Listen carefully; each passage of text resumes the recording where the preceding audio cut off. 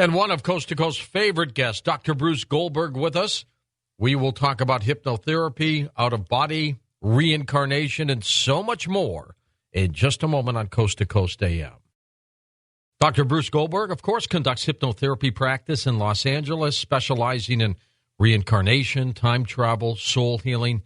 Dr. Goldberg has been inducted into the International Hypnosis Hall of Fame, has written at least 21 books, more than 24 scientific articles on his incredible work, and he's even looked at me in the future. And here he is, Dr. Bruce Goldberg, back on Coast to Coast. Bruce, how are you? I am fine, George. It's always a pleasure to connect with you and the many great listeners of Coast to Coast AM, the greatest radio station and show in the world of radio. And this evening or this morning, we're going to discuss energy healing. I'm going to discuss my famous superconscious mind tap technique and how people can do it themselves. The fifth dimension, of course, ascension technique, so you don't have to come back, teleportation, and, of course, reincarnation. I love it. You have such a passion for what you do, Bruce. What gets you so excited about this? Well, I'll tell you, I use hypnosis every day. I train all my, of course, patients to use self-hypnosis with the CDs, et cetera, and my practice and the computer sessions I do. But basically, if you use self-hypnosis on a daily basis, and I always recommend people do it, it's a natural daydream level, but if you do it a little bit more formally, what you can do is you can increase your production of DHEA, so you'll look younger. I play tennis better now than I did 30 years ago, okay, because of this. And I just have a love and a passion. This is a calling, just like you have your calling, both as yourself and as Dexter Monterey in another 100 years or so, And so, I mean, this is a passion. To me, most Americans, I find, most of our fellow countrymen really aren't thrilled with their job after X number of years. They get burnt out, and they get kind of like, yeah, whatever. And to me, I can't live that way. To me, my attitude is always have passion. I'm Dr. Positive here, and the passion, the positivity, and my devotion to training people to be psychically empowered to be all they can be and to use connection with their higher self, which is what we're going to discuss, is really part of it. Here's a little quote to show you what I think about life. Okay. We must all be big enough to admit our mistakes, smart enough to profit from them, and strong enough to correct them. That is so true. So true. I tell my children, Bruce, it's okay to fail. Just learn with what you did and don't do it again. Well, the definition of insanity is doing the same thing over and over again, expecting different results.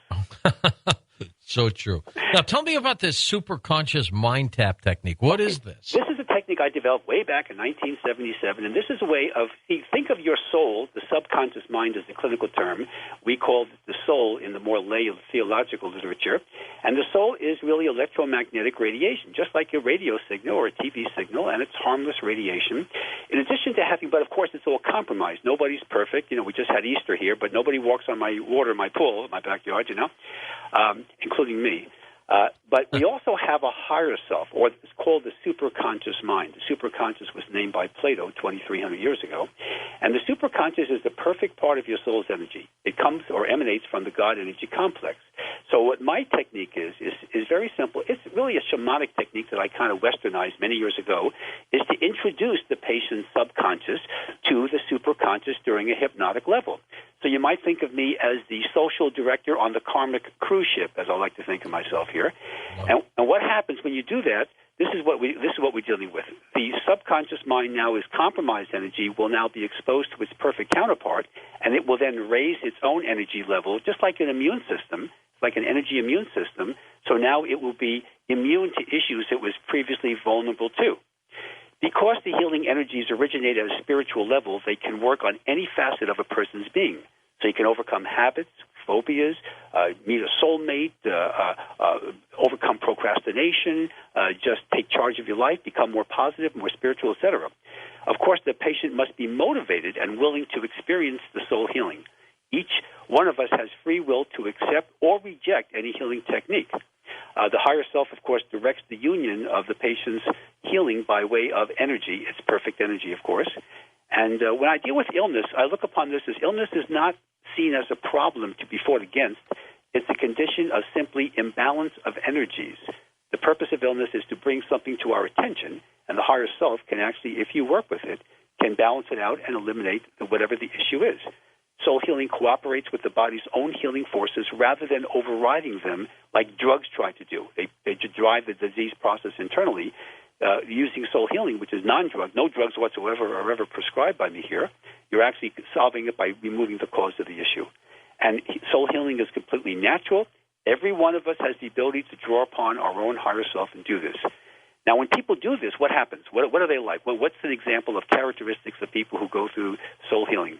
And by the way, I'm not the only one in the world who does soul healing. My technique is a little bit more efficient, but there's a lot of people out there doing things like this. Okay. People are more empowered. They look at the opposites of life as being meaningful, related rather than problems. They're more creative.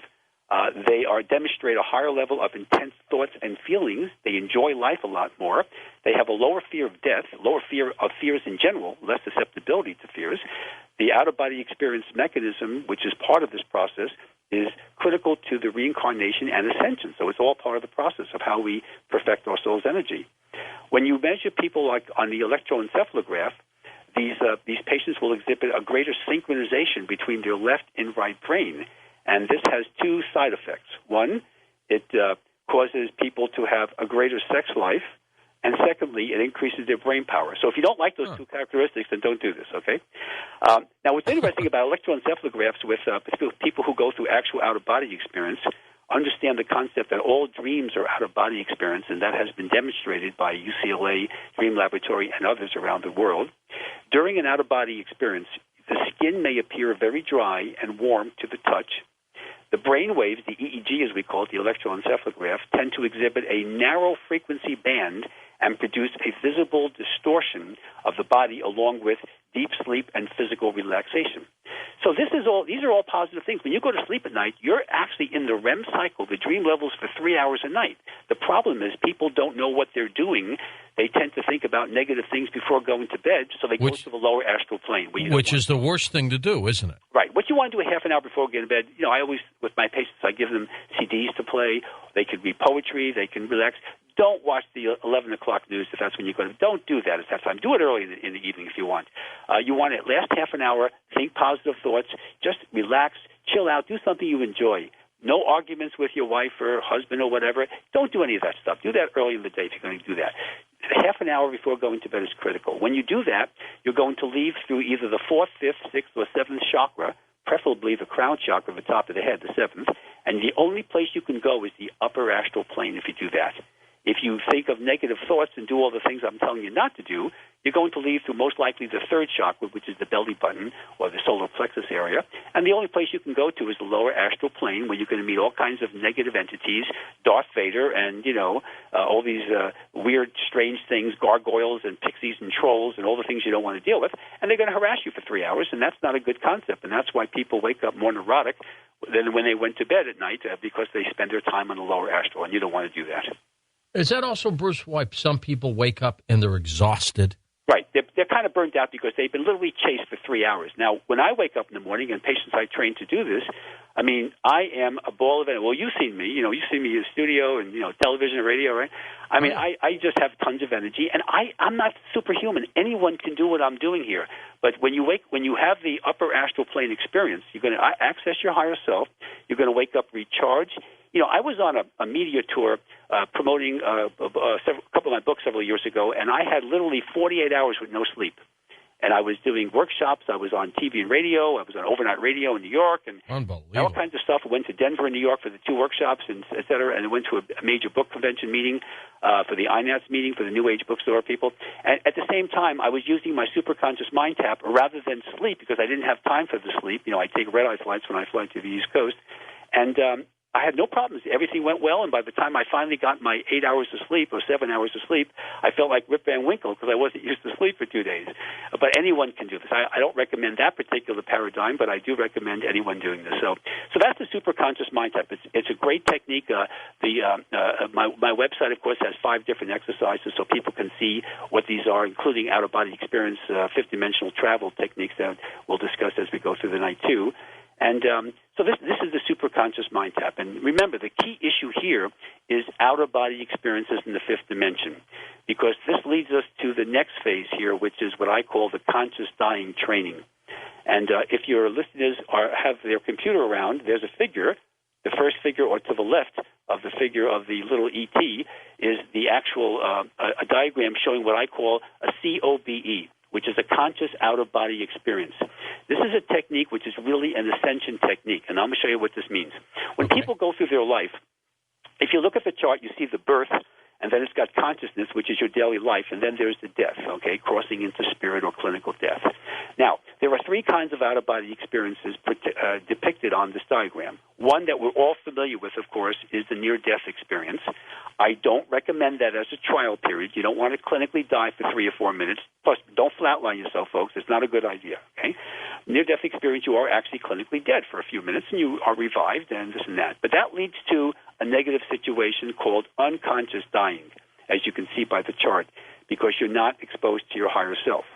The other kind of out-of-body experience, number 2, is labeled OBE, and that's your regular out-of-body experience. People go through the REM cycle at night, et cetera, or they have experiences during the day if they're practicing techniques. And that's fine, too. But that isn't the biggie, because, again, if you do that and you go through your regular life, you're going to wind up with what we call the unconscious dying, which takes you through the disorienting forces of the lower astral plane, where you are harassed for umpteen amount of time, and then you're going to wind up at the soul plane to choose your next life, and then you're going to reincarnate, as you can see from the diagram, going back to the lower astral plane, where your memories are all wiped out, so that's why people don't remember their past lives, and then you're going to have unconscious rebirth, and you're going to have another neurotic life. It's not a good concept. No, is it like being in hell, Bruce? Well, people would actually call that hell. There is, if you read my work, there really is no hell. Hell is eternal damnation. There's a temporary, you can get out of the lower astral plane. And when you do, it's not hell, it's not eternal. But the lower astral plane is a very nasty place. Now, the COBE is the one that most of your listeners probably don't know about unless they follow my work. The COB is when you actually connect with and merge with your higher self at the moment of death. And if you look at the chart, you see the COBE takes you through what's called conscious dying. You go up to the soul plane by avoiding the disorienting forces of the lower astral plane. And then when you eventually choose your next life in the soul plane, which is what that is all about, then you're going to go through a conscious rebirth where, again, you're avoiding the disorienting forces of the lower astral plane. Then you're born into a body which is now you're going to be more spiritually evolved, you're going to have memories of your past lives, and you're going to be more spiritual powered, you're going to have a much better life, and things are going to be a whole lot cooler than they would be if you didn't do that. And there are so many things you can do. There's a case, we just went through a holiday of Easter. There's a case that I reported in one of my books about a Thanksgiving day of conscious dying, and this is what happens. A woman, I call her Ashley, was experiencing a very difficult situation. Her husband had died. She came to my office a few months after to learn the techniques of conscious out-of-body experience and conscious dying. Now, even though her husband died unconsciously, it's still possible to connect with the person using techniques to help him go out of the lower astral into the upper astral and actually eventually to the soul plane to choose his next life in a more positive level. So I trained her how to do the techniques. Now, this was the first Thanksgiving that Ashley spent without her husband. And she did volunteer work at a local hospice program, and she went to that hospital at 9 o'clock that morning. Now, one of the male patients was very ill, and he was just about to die. So she decided to practice the technique of the conscious dying meditations, the before-death, after-death meditations, etc. And she did this with the man. He's still alive, and she thanked him for the privilege of being with him on that day. And she left the hospital and spent the afternoons with her friends. Now, at about 6 o'clock that evening, Ashley called the hospital to check on the man's condition, and the nurse informed her that he had died at 4 o'clock that afternoon. Ashley viewed his body. She wanted to see him again. And this is what she wrote to me after this experience. Remember, she's there about 3 hours after his clinical death.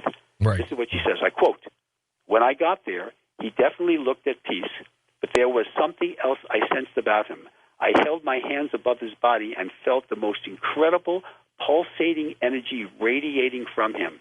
After just a few minutes, I could feel a tremendous shift in energy, and there was no longer anything over his body, but I could actually feel his soul rising up out of his forehead across my hand." And then she says, "Wow." That's an example of conscious dying. So Ashley became her own conscious dying therapist. That's a beautiful experience.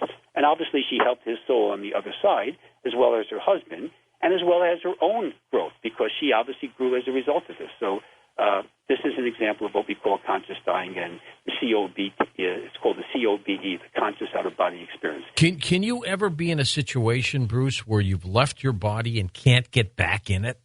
Actually, the only time that happens is when you clinically die, literally. You have what's called that silver cord that everybody has heard about, right? And right. The silver cord is actually a connection between your subconscious mind and your higher self. Now, when you go through any kind of near-death experience, for example, when you're going to come back, the silver cord is not severed. It's still in one piece. When you clinically die, the silver cord now is severed, and that means you ain't coming back. You're going to be going through the various dimensions, eventually winding up at the soul plane. So when people practice out-of-body experiences, they say, gee, is it really dangerous, and this and that. They're afraid they're going to be, not come back. They're going to clinically die. You're talking to somebody who is on the earth plane. You know me, George. You've seen me, right? Yes. I have been out of the body over 3,000 times. That's got to be a world record. Oh, the Guinness people haven't contacted me, but they're welcome to. Okay, and I'm not trying to brag about it, But the point is that I have never had a problem with out-of-body experience. Nobody had, by the way, in the history of the last 150 years of scientific research on this, no one has ever had any kind of negative experience from an out-of-body experience. So you're never going to have to worry about that. So if I can do it 3,000 times, trust me, folks, it's really cool. I've done out-of-body experiences when I used to study for exams in dental school, and it helped me study better. I've done this when I was skydiving. I did that. I've done this during workshops. I've done this on interviews. It's beautiful. It's a tremendous experience. So out-of-body experiences takes us where? To the fifth dimension. And you're traveling in your astral body if you go to the astral plane. And the nice thing about the astral body is that it's usually dressed in clothes that that you like. In other words, if you want to dress yourself as a past life, let's say you had a great past life in 1,500 years ago, you would dress that way. The astral body is taller, thinner, and younger looking than you are now. Okay. So a lot of people like that. When you go out of the body, though, the physical body can become immobilized and rigid. This is not to be a fear. This is part of like the sleep cycle. You go through a sleep paralysis, which is a normal part of our sleep cycle. A lot of these characteristics can be avoided by using spiritual white light protection techniques and others, which, of course, I always do, both in person as well as the CDs. The pulsating silver cord connects the astral body to the physical body. The cord appears to become thinner as the distance between the two bodies increases, and it is pulsating. And it's got like little stars, like little iridescent little things that you see as you look at it. The closer you get to it, it's really interesting. The astral body is weightless because it's energy and a spiritual body, but possesses very acute perceptive abilities, especially towards sounds and bright and vivid colors. You actually hear a whole lot better when you're out of the body. It's the physical body now appears as an empty shell, but the soul leaves a clone of itself, like an alias on a computer. So your body is always protected when you leave it, so you don't have to worry about possession or clinical death at all. The awareness of being out of the body is usually due to the inability to move objects on the physical plane. There's a big difference. You'll create an environment that looks like the earth plane, like your bedroom or wherever you're doing this, but your hands are going to pass through the physical matter, you see. And we see some portions of the environment that could not possibly be perceived from where our physical body is known at that time. So that's another way of knowing that you're out of the body. And then there's a technique when people do these techniques.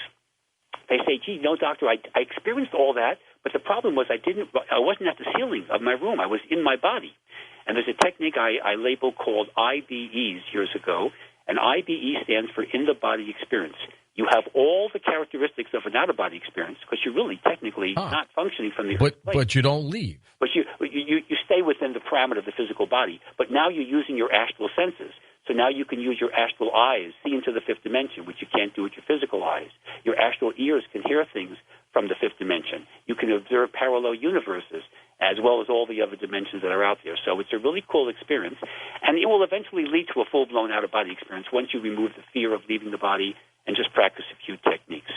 And it's just a beautiful experience. And when you're in the IBE, you have what's called dual consciousness, where you actually are aware of both physical plane, earth plane experiences, as well as the astral plane or the fifth dimension. Hold on, Bruce. We're coming back for more with you on what I ask you about these entities that are out there grabbing us when we come back. Well, about 8 feet under, actually. That's pretty deep. We're coming back in a moment with Dr. Bruce Goldberg as we talk about these other dimensions and these entities that are there to grab us. Next hour, we'll continue chatting with Dr. Bruce, plus we'll take your phone calls on Coast to Coast AM.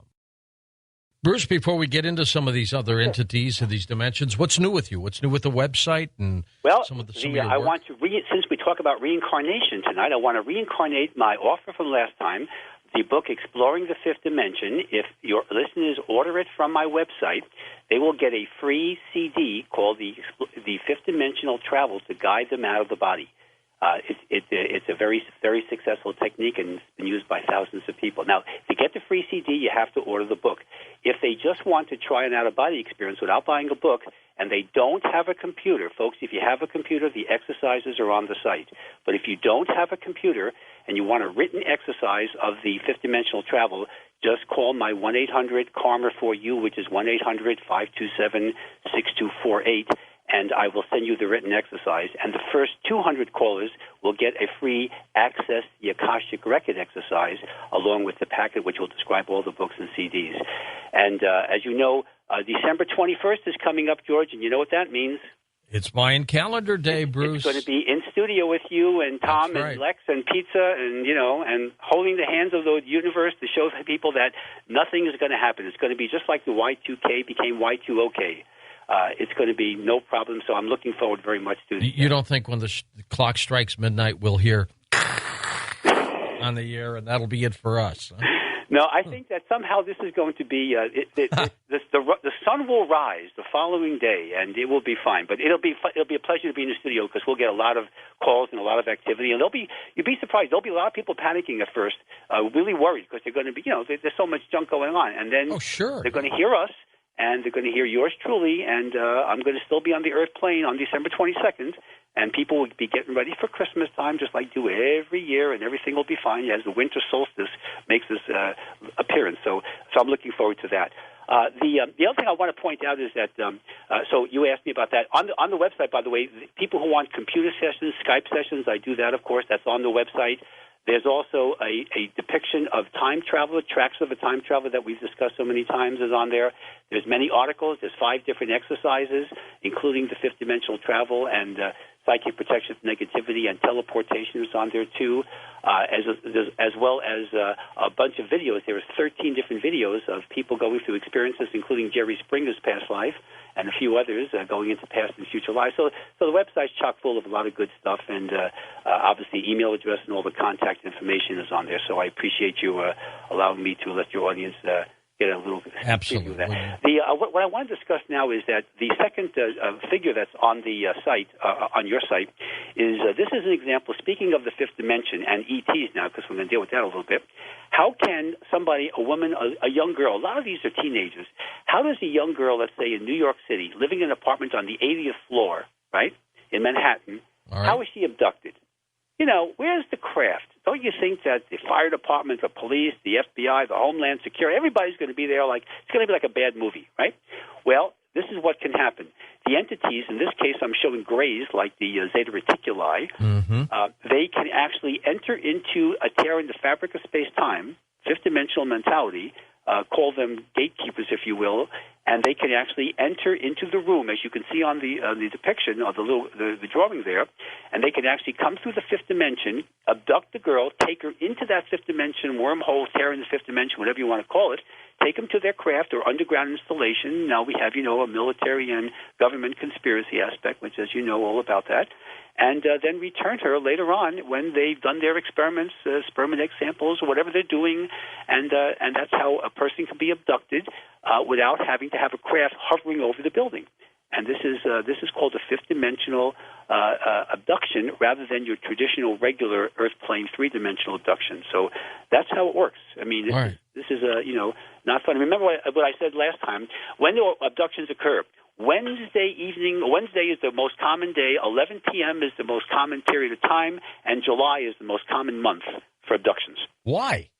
It's just the statistics. I mean, maybe they just like the summertime, and they do it at night. Of course, it's easy to get away with it. And why Wednesday, middle of the week? I don't know. Maybe no TV's on. I don't know what's going on. Who knows? That's the thing. Those are the statistics. Now, a couple of advantages. People always say, when you go out of the body, I've done this 3,000 times to show you that it's perfectly safe. What are the advantages of doing that? Well, one, by traveling through the fifth dimension, you are symbolizing the reincarnation cycle and the eventual ascension. So guess what? You eliminate the fear of death. Death is nothing to be afraid of. It's changing dimensions and eventually a new body. It's like getting a new car. You can also contact lost loved ones, especially with the conscious out-of-body experience or training I talked about earlier. You can contact spirit guides, angels, your own higher self, right? You can do what I call astral negotiation, where you can negotiate with people on the earth plane that you're having problems with by summoning their astral body to come into what I call a sanctuary. And the sanctuary technique is also depicted on the website as an exercise. And then you can work out problems on the astral plane where they're far more open and negotiable. And then when you go back and wake up the following morning, as they do in their bed, they're going to say, you know something, I don't seem to have that problem with that person anymore. And they're really, you can work out a lot of problems. Very interesting. You can do healing. You can do what I call etheric plane surgery, going to the etheric plane, which is a rather complex technique, but we've discussed that in the past. You can increase your creativity if you write, if you sing, if you write, perform music, whatever your creativity is. You can see the future, because the future is part of the space-time continuum. All time is simultaneous. You can facilitate your own ascension by your own spiritual growth. And last but not least, especially with my sanctuary technique, you can meet time travelers, ETs, the good ones like Pleiadians and some of the others, and enjoy and be enhanced both by data as well as your own karmic cycle and just the universe. So these are really cool things. Now, when you're in the fifth dimension, there are entities you're going to run into. Now, we've talked about you can meet your own spirit guides and angels and things like that. Well, departed souls are very important. You can meet a departed loved one, which can help you overcome the bereavement or grief cycle. You can meet people who are having their own near-death experiences. They're going to be passing through the fifth dimension, too. Now, they'll eventually go back to the earth plane when they're resuscitated, but you can do what we call these near-death experiencers. You can meet, of course, your spirit guides and angels and, of course, your higher self. Now, you don't want to go to the lower astral plane, because you're going to meet lower astral entities, and they're not going to like you. Okay, they're going to treat you like they're going to try to torture you and do all kinds of things that you don't want to do. So you want to always go to the upper astral. And you can't avoid that area, right? Yes, you can. You can, by using the techniques, the protection techniques, and the techniques that I do in my practice, and the CDs, et cetera. Everything is protection. And if you do these techniques right and don't have drugs, don't use, believe me, folks, this is a big thing I get. Don't take a hit on a joint. Please, don't use cocaine, crystal meth, whatever. Don't do that. Don't take any kind of medication. You're going to go wind up in the lower astral, and you are not going to have a lot of fun. So you want to do this au naturel, and you want to do this with, please, no drugs. You can meet, again, extraterrestrials, like we talked about the Zeta Reticuli. You can meet the Pleiadians and others. You could also meet the time travelers, et cetera. And these are the kind of entities that they hang out in the fifth dimension. They use that as a way. How do you get a craft from Zeta Reticuli 25 light years away to the Earth plane or to our Earth planet? What they do is they go through what's called a warp drive technique by traveling through the fifth dimension. And our current physicists today will tell you that the models are there. We know that. The Alcubierre warp drive, this Mexican physicist years ago, developed the models, and it has never been criticized. It's never been destroyed or knocked academically by his colleagues. So we know you can actually zip through the universe without having to worry about traveling the speed of light, and having unbelievable mass, and you can't do that. You can do that by going through the fifth dimension, and that's how they do it. And there are gatekeepers, Pleiadians, for example, are gatekeepers that make these trips rather routinely. So going through the fifth dimension is something not to be afraid of, folks. It's great. Look at me. Do I sound like I have a problem here? Okay. So this is the example of what you can do, and again, you can grow, you can empower yourself, and do fun things. Now, also, what you could also do with these techniques is as we've discussed many times in the past, teleportation. I came across the teleportation case from many years ago, and I'd like to quickly describe it. This is a case that occurred in Siberia. How's that? Okay. There's a father, Litvinov, in 1933. He opened the door to his church in order to admit a young man who had a look of horror on his face. The young man said his name was Dmitry Grishkov, and he claimed that he was to have been married that day, and on his way to the church, he had stopped by the cemetery to visit the grave of a boyhood friend. As he stood there paying his respects, he was startled to see an image of his friend who had been dead for over a year. As he turned away from the cemetery to make his way back to the village, he became terrified when he realized that nearly everything in the small Siberian town was different. Dmitri ran from the church, shouting in anguish that he had to find his family, his friends, his bride, and Father Litvinov noticed a strange light and a gray mist around the young man. That's very important now. And in a blink of an eye, he had just vanished right before his eyes. Well, Father Litvinov never saw the man again, so he went through the old parish records, and he discovered that in the past 2 centuries, a schoolmaster and 2 other priests experienced encounters with the boy who stepped into the future. In his parish records, he also found the name Dmitry Grishkov, the young man who had stopped by a friend's grave on the wedding day in 1746 and mysteriously disappeared. How's that? I like that. Leave it to the Russians, huh? Tell me about the law of karma, Bruce. Well, basically, this simply says that, the law of karma is that whatever you are exposed to as karmic lessons, and they're not always punishments. Sometimes you just have to learn tough lessons. If you learn them, you grow, you don't have them repeated, and you move on. If you don't, you get interest and penalties. If you do something stupid or negative to somebody purposely, you're going to have to pay for that. Maybe not that day. Maybe the person that, or if you do something, you get away with something. Maybe you'll get away with something temporarily, but eventually you're going to have to pay the piper. And so the law of karma is the law of cause and effect. It means if everybody practiced the law of karma like the golden rule, think of it that way, wouldn't we have one hell of a nice planet? Right? We sure would. Who would do anything if they knew they're going to get it paid back to them? I, for example, I have people, I have a lot of contacts, and I do favors for friends and people that I even hardly know sometimes. And I know by doing that, there's somewhat of a selfish motive. I do a favor for someone, and their life improves. I get pleasure out of that, but I know the universe is going to reward me for that, like being on Coast to Coast, as an example. So the law of karma is simply just be cool, follow universal laws, be spiritual, do things with a positive motive. Your motive is more important than the actions. If you do something nice and you kind of mess it up because maybe you weren't trained in something or whatever you're doing, but your motive was good, you're not going to earn negative karma. But if you purposely try to hurt someone or just play games with people, folks, don't do it. Be cool. The universe will reward you. The universe is very objective. It doesn't have favoritism. If you follow the rules, you'll be rewarded. If not, you'll be punished by a lot of negative stuff. So the law of karma is something that you want to, pay attention to and do successfully. Now, another law that's important is the law of attraction. This is a biggie. The energy you send out is what you get. Now, you know me as Dr. Positive. Your listeners are constantly emailing me and say, how come you're so positive? Okay. Well, if you send out positive energy, you're going to have a lot more positive things happen to you, and my life definitely illustrates that. If you are cynical and negative and just think of your cup as half empty, Murphy's Law, and all the yada-yada stuff, you're going to have a lot of problems. You can also use the law of attraction to help yourself in other aspects of your life. You can help your family, your friends. You can attract a soulmate. You can get a good job. You can find that perfect car or clothes or vacation spot, whatever you want to do. If you send out positive energy, the universe will respond in kind. And if you send out negative energy, you're actually psychically attacking people. If you do that, you will also send out things in kind, too. Remember in your first book, George, when you talked about the radio station, the young girl who was being hit on by all these radio dudes and stuff? Remember that? Yep. The psychic attack part, and what happened to all these guys who were trying to do their nasty things and play games with her? Every one of them suffered, right? What goes around comes around. Right, that's exactly the point. That's what it means. So, and remember, the golden rule is not people theologically classify that as a Christian principle. The golden rule precedes Christianity by thousands of years.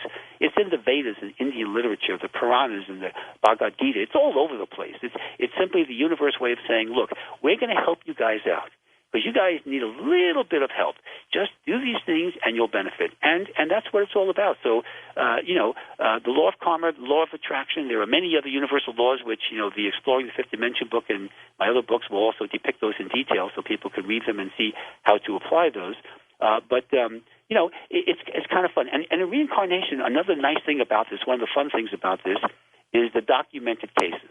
Don't you just love those, My famous case, The Search for Grace, which was CBS made into a movie, was about a woman who was murdered in 1927 in a past life as Grace Doe's, and she gave me about 24 facts, 22 of which were completely verified by old newspaper reports, but 2 of them weren't. As it turns out, the reporters were wrong, and she was correct. It's one of the most documented cases of the last century. And there are many other cases of documentation. You had, remember the James Linenger case, the World War II pilot, the young boy? Little boy. The little boy was the World War II pilot, a very interesting case. Of course, the work of the late Ian Stevenson, may he rest in peace, for over 50 years, did over 2,500 cases of children between the ages of 3 and 7, and they were documented. They came through intimate details of things that were just brilliant, and his cases were just beautiful. One example of a case of he talked about this very young child was a boy in Beirut, who spoke of a 25-year-old mechanic thrown to his death from a speeding car on a beach road.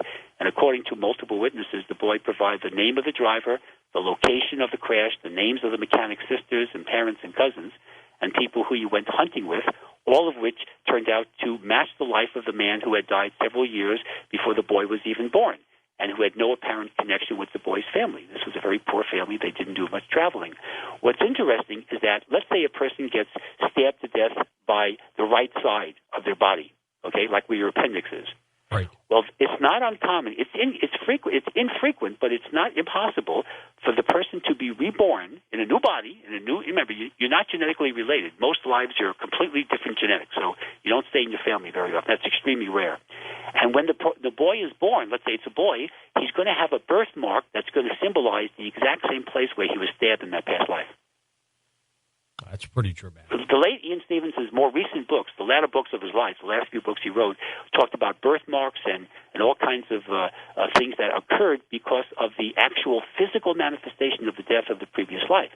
So you can actually see that. People can actually see, if you do have certain birthmarks or some unusual characteristics of your body, and you do some past life regressions, don't be surprised if you're going to see how they actually relate to it. Now, another concept of reincarnation, which my work seems to be rather unique about, is what I call paragression. Now, past life regression is going back into a past life. We know that. Progression is going to the future. A paragression, as we've discussed several times in the past, is going into a parallel universe. So it's the same time frame, but now you're in a different universe. Everything looks the same, but the events are different. Okay. That's where Dexter Monterey has even more listeners. Absolutely. And, Bruce, let me ask you this about reincarnation. We're going to hit the break, come back with more, and take some calls. But do people who lived in a different life know the other people in their present life or their other reincarnated life? Do they all stay together? Well, there is a certain, for a certain number of lives, not all your lives, because the average person out there has had 1,000 past lives, I can tell you right now. I mean, that's a conservative number here. There are certain groups of people that it could be your family, your parents, your lovers, your, good friends, whatever, colleagues, that you will reincarnate with several times. And we can do what's called karmic scripting when I do a regression to find out who's who. But eventually you're going to move on. Just like with spirit guides, you have spirit guides around you. When you perfect the things and master that level, you're going to get new guides on a more higher level. So yes, you do reincarnate. We call this group karma, and we can determine that. But you're not going to have the same people over thousands and thousands of years. That's unless it's a soulmate or somebody really important to you. Most of the time, it's just people who you have to learn certain lessons from and work with, and that can include family members. But you're eventually going to move on. So not everybody's going to be around every single life. All right. Dr. Bruce Goldberg with us. His website linked up at coasttocoastam.com. Very simple for you. It's drbrucegoldberg.com. One of his books, of course, he's got many out there, but one is called Exploring the Fifth Dimension, and he'll toss in a free CD for you, but you have to order it off his website. We'll be back in a moment on Coast to Coast AM, final hour, and we'll take your phone calls and your stories. Maybe you've been undergone hypnosis, and you can tell us a story. We'll be back.